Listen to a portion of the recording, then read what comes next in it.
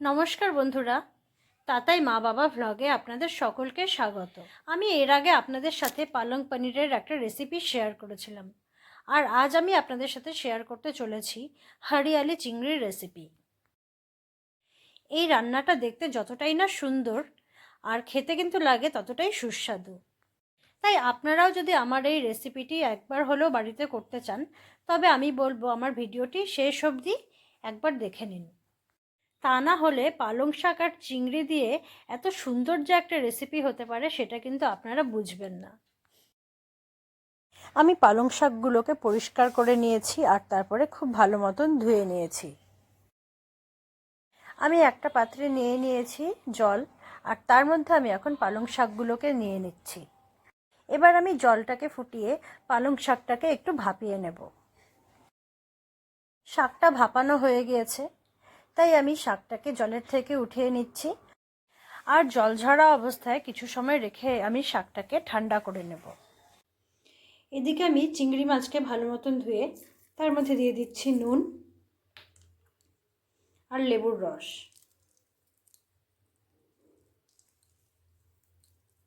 নুন আর লেবুর রস মাখিয়ে আমি চিংড়ি মাছটাকে কিছু সময়ের জন্য ঢেকে রেখে দেব।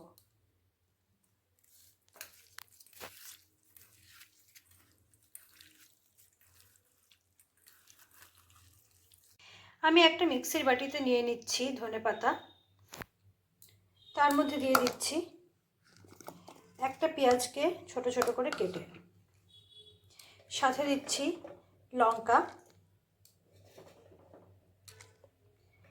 রসুন কোয়া আর আদা, সাথে দিয়ে দিচ্ছি কিছুটা ধনে গুঁড়ো, কিছুটা গোটা ধনে। আপনারা চাইলে গোটা ধনের বদলে ধনে গুঁড়োও ব্যবহার করতে পারেন। এবার আমি এর মধ্যে দিয়ে দিচ্ছি পালং শাকগুলোকে, সাথে দিয়ে দিচ্ছি অল্প লেবুর রস।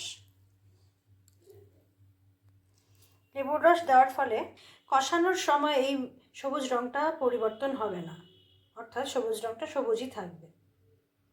এখন আমি সব কিছুকে ভালো মতন পেস্ট করে নেব।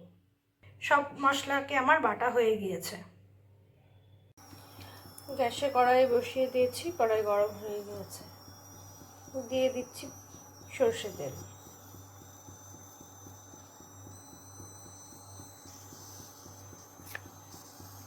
তেলটা গরম হয়ে গিয়েছে, তাই আমি এখন এর মধ্যে চিংড়ি মাছগুলোকে দিয়ে দিচ্ছি।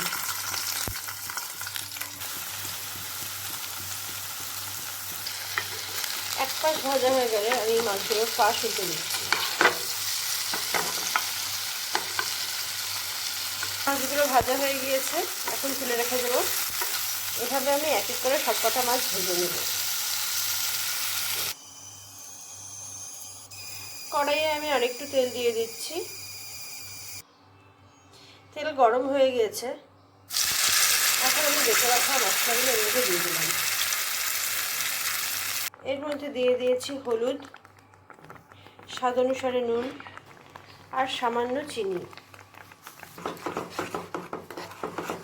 এবার আমি সব কিছুকে খুব ভালো মতন কষিয়ে নেব।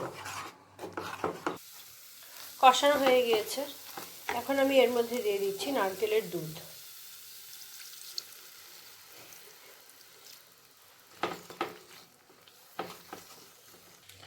এবার আমি এর মধ্যে চিংড়ি মাছগুলোকে দিয়ে দেব।